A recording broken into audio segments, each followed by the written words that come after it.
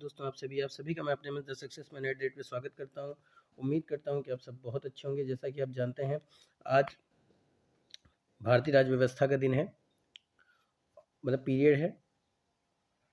400 प्रश्नों तक हम लोग ने उसका अध्ययन कर लिया है। 400 के आगे आज हम लोग अध्ययन करेंगे।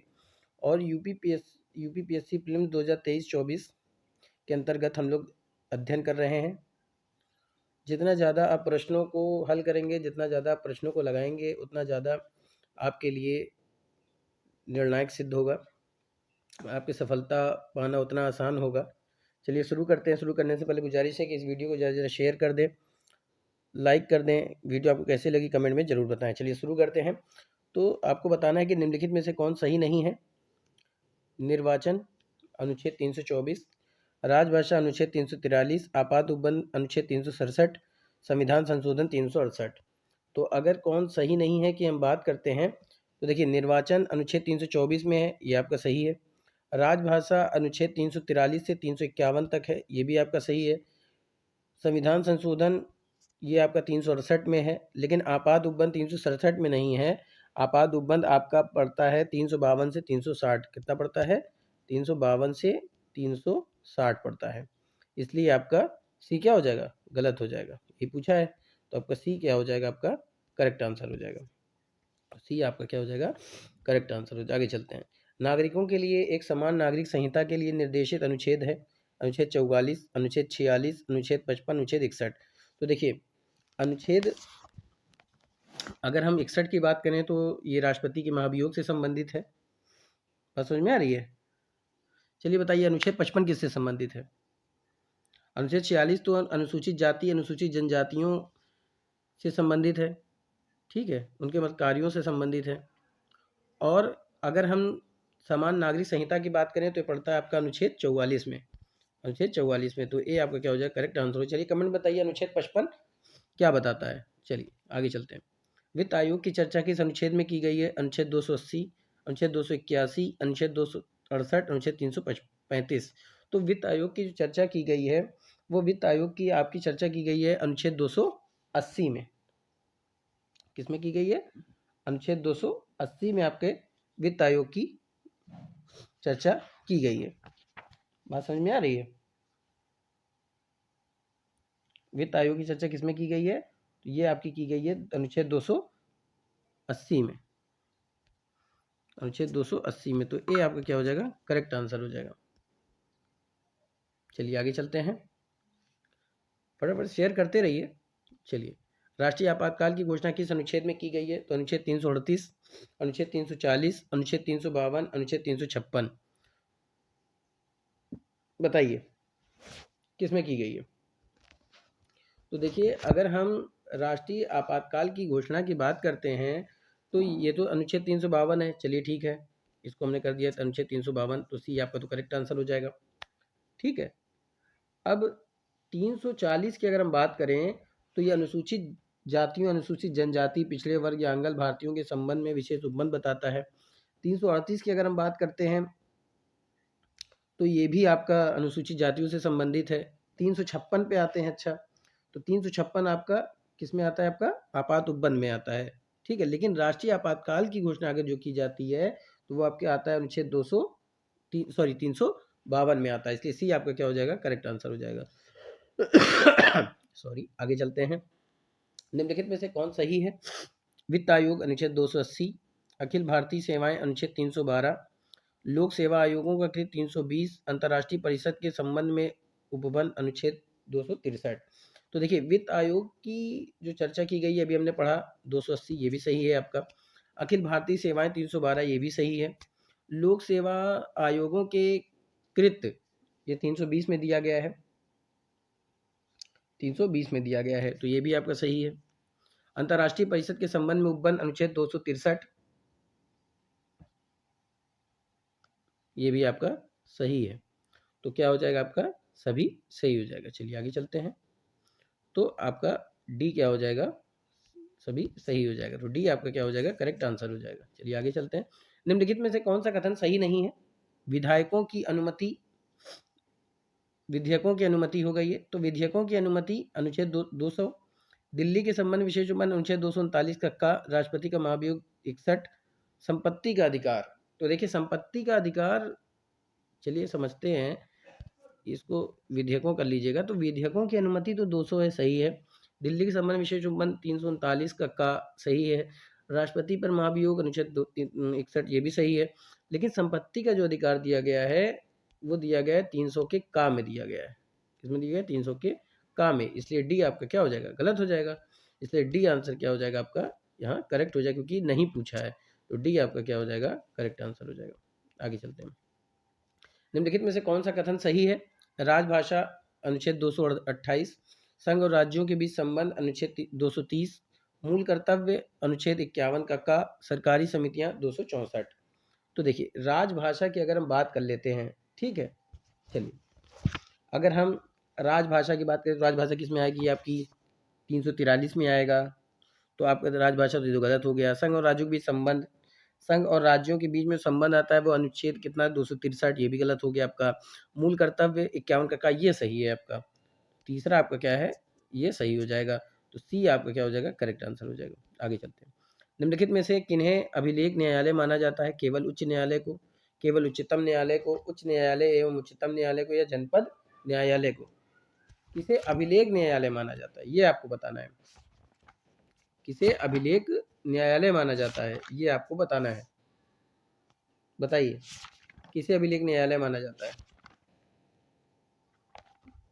केवल उच्च न्यायालय को, उच्चतम न्यायालय को? देखिए मोस्ट इंपॉर्टेंट क्वेश्चन, इसलिए मैं यहाँ पे रुक रहा हूँ कि किन्हें अभिलेख न्यायालय माना जाता है? केवल उच्च न्यायालय को, उच्चतम न्यायालय को,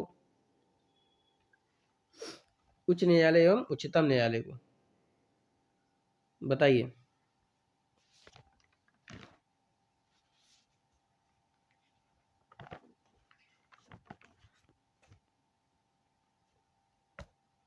तो जो अभिलेख न्यायालय माना जाता है आपका, वो जनपद न्यायालय को माना जाता है। किसको माना जाता है? जनपद न्यायालय को माना जाता है। तो डी आपका क्या हो जाएगा? करेक्ट आंसर हो जाएगा। बात समझ में आ रही है? क्या हो जाएगा आपका? डी आपका करेक्ट आंसर हो जाएगा।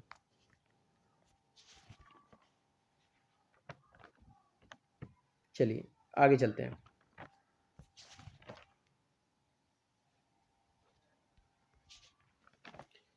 जनहित याचिका की शुरुआत किसके द्वारा की गई थी? संसदीय एक्ट के द्वारा, संवैधानिक संशोधन के द्वारा, न्यायिक पहल के द्वारा, या उपरोक्त में से कोई नहीं? बताइए जनहित याचिका की शुरुआत किसके द्वारा की गई थी? देखिए ये भी मोस्ट इंपॉर्टेंट क्वेश्चन है। बताइए जनहित याचिका किसके द्वारा जारी, यानी शुरुआत की गई थी किसके द्वारा?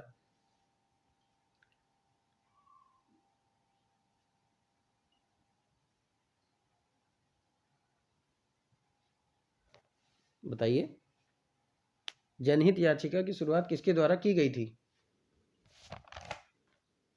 तो ये जो जनहित याचिका की शुरुआत है वो आपकी न्यायिक पहल के द्वारा की गई थी। किसके द्वारा की गई थी? न्यायिक पहल के द्वारा। तो सी आपका क्या हो जाएगा? करेक्ट आंसर हो जाएगा। आगे चलते हैं। सितंबर 2003 में न्यायालय का एक निर्णय से भारतीय समाज में महिलाओं की स्थिति प्रतिष्ठित हुई थी, तो वह न्यायालय कौन सा है? आपको बताना है। भारत का सर्वोच्च न्यायालय, लोकल कोर्ट, विशेष न्यायालय, या उत्तर प्रदेश का उच्च न्यायालय? तो भारत का सर्वोच्च न्यायालय क्या हो जाएगा? भारत का सर्वोच्च न्यायालय। तो ए आपका क्या हो जाएगा? करेक्ट आंसर हो जाएगा। राज्य सरकार के कार्यकारी अध्यक्ष या संवैधानिक प्रमुख कौन होते हैं? मुख्यमंत्री, राज्यपाल, मुख्यमंत्री का सचिव, या मुख्य सचिव? तो कार्यकारी अध्यक्ष जो होता है राज्य सरकार का, तो वो आपका होता है राज्यपाल। तो बी आपका क्या हो जाएगा? करेक्ट आंसर हो जाएगा। चलिए आगे चलते हैं। जम्मू एंड कश्मीर के राज्यपाल की नियुक्ति कौन करता है? जम्मू एंड कश्मीर के मुख्यमंत्री, जम्मू कश्मीर उच्च न्यायालय का मुख्य न्यायाधीश, भारत का प्रधानमंत्री, या भारत का राष्ट्रपति? तो जम्मू और कश्मीर की जो राज्यपाल नियुक्ति की जाती है वो भारत के राष्ट्रपति के द्वारा की जाती है। इसलिए डी आपका क्या हो जाएगा? करेक्ट आंसर हो जाएगा। चलिए आगे चलते हैं। किसी राज्य के राज्यपाल द्वारा जारी ऑर्डिनेंस का अनुमोदन होना आवश्यक है? राष्ट्रपति द्वारा, राज्य की विधायिका द्वारा, राज्य के मंत्रियों की काउंसिल द्वारा, या उपरोक्त में से कोई नहीं? तो किसी राज्य के राज्यपाल द्वारा जो ऑर्डिनेंस का अनुमोदन होना होता है वो राज्य की विधायिका द्वारा होता है। किसके द्वारा होता है? राज्य की विधायिका द्वारा। तो बी आपका क्या हो जाएगा? करेक्ट आंसर हो जाएगा। राज्यपाल के वेतन और भत्ते दिए जाते हैं? कंसिलेटेड फंड ऑफ स्टेट से, कंसिलेटेड फंड ऑफ इंडिया से, कंटिजेंसी फंड ऑफ स्टेट से, बताइए कहाँ से दिए जाते हैं? तो ये आपके कंसिलेटेड फंड ऑफ स्टेट से दिए जाते हैं। कहाँ दिए जाते हैं? कंसिलेटेड फंड ऑफ स्टेट से। तो ए आपका क्या हो जाएगा? करेक्ट आंसर हो जाएगा। राज्यपाल किसके प्रति उत्तरदायी होता है? प्रधानमंत्री, राष्ट्रपति, विधानसभा या मुख्यमंत्री? तो राज्यपाल जिसके प्रति उत्तरदायी होता है वो होता है राष्ट्रपति के लिए। किसके लिए होता है? राष्ट्रपति के लिए। तो बी आपका क्या हो जाएगा? करेक्ट आंसर हो जाएगा। आगे चलते हैं। निम्नलिखित में से कौन भारत के राष्ट्रपति की इच्छा तक ही पद पर बने रह सकते हैं? राज्यपाल, निर्वाचन आयुक्त, उच्चतम न्यायालय के न्यायाधीश या लोकसभा अध्यक्ष? तो राष्ट्रपति के इच्छा अनुसार तक बने रह सकते हैं तो वो आपके होते हैं राज्यपाल। तो ए आपका क्या हो जाएगा? करेक्ट आंसर हो जाएगा। आगे चलते हैं। भारत के संविधान में निम्न में से किसके विरुद्ध अभियोग चलाने का प्रावधान नहीं है? राष्ट्रपति के विरुद्ध, राज्यपाल के विरुद्ध, भारत के मुख्य न्यायाधीश के विरुद्ध या भारत के उपराष्ट्रपति के विरुद्ध? तो जो महाभियोग नहीं चलाया जा सकता है वो राज्यपाल के विरुद्ध नहीं चलाया जा सकता। तो बी आपका क्या हो जाएगा? करेक्ट आंसर हो जाएगा। भारत में किस राज्य की राज्यपाल बनने वाली पहली महिला कौन है? राजकुमारी अमिता कौर, पद्मा नायडू, सरोजनी नायडू या सरला गेवाल? तो भारत में किसी राज्य की राज्यपाल बनने वाली पहली महिला कौन है? सरोजनी नायडू। कौन है? सी आपका क्या हो जाएगा? करेक्ट आंसर हो जाएगा। ये उत्तर प्रदेश की राज्यपाल थी। बात समझ में आ रही है? चलिए आगे चलते हैं। राज्यपाल जी ने बर्खास्त किया गया था, बताइए। आपको बताना है, सॉरी ये आपका राजस्थान होगा, इसको आप ठीक कर लीजिए। यहाँ पे होगा राजस्थान, ठीक है, ये आपका राजस्थान होगा। मतलब बताना है राजस्थान के राज्यपाल जी को बर्खास्त किया गया था। कौन से? जिनको जो राज्यपाल थे और उन्हें बर्खास्त कर दिया गया था, राजस्थान के राज्यपाल थे, तो वे थे आपके रघुकुल तिलक थे। कौन थे? रघुकुल तिलक। तो आपका बी क्या हो जाएगा? आपका करेक्ट आंसर हो जाएगा। बी आपका क्या हो जाएगा? करेक्ट आंसर हो जाएगा। और इसको ये यहाँ पे आपका क्या हो जाएगा? ये आपका हो जाएगा राजस्थान। इसको ठीक कर लीजिएगा, आपका राजस्थान होगा। चलिए आगे चलते हैं। भारत में राज्य विधान पालिकाओं का उच्च सदन कौन सा होता है? विधान पालिका परिषद, विधान पालिका समिति, राज्यपाल का कार्यालय, इनमें से कोई नहीं। तो भारत में विधान पालिकाओं का उच्च सदन जो होता है, बात समझ में आ रही है? उच्च सदन जो होता है वो होता है विधान पालिका परिषद। तो बी ए आपका क्या हो जाएगा? करेक्ट आंसर हो जाएगा। आगे चलते हैं। किसी राज्य में विधान परिषद की संरचना अथवा विघटन किया जा सकता है? उच्च राज्य की विधानसभा द्वारा, केंद्रीय संसद द्वारा, केंद्रीय संसद द्वारा राज्यपाल की अनुशंसा पर, राष्ट्रपति द्वारा राज्यपाल की अनुशंसा पर। तो जो विधान परिषद की संरचना या विघटन किया जा सकता है वो किया जाता है केंद्रीय संसद के द्वारा। किसके द्वारा? संसद के द्वारा। तो बी आपका क्या हो जाएगा? करेक्ट आंसर हो जाएगा। चलिए, विधान परिषद किसी साधारण विधेयक को निम्नलिखित में से किस अवधि तक रोक सकती है? 3 महीने तक, 4 महीने तक, 6 महीने तक या 14 दिन तक? तो विधान परिषद किसी साधारण विधेयक को निम्नलिखित में किस अवधि तक रोक सकती है? अधिकतम 4 महीने तक। तो बी आपका क्या हो जाएगा? करेक्ट आंसर हो जाएगा। आगे चलते हैं। राज्य में दूसरे सदन की स्थापना या उसे रद्द करने से संबंधित कौन सी सही विधि है?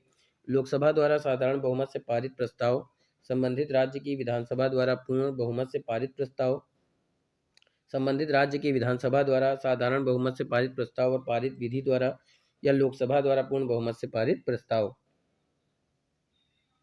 तो जो राज्य में दूसरे सदन की स्थापना है उसे रद्द करने संबंधित जो सही विधि मानी जाती है वो मानी जाती है लोकसभा द्वारा साधारण बहुमत से पारित प्रस्ताव।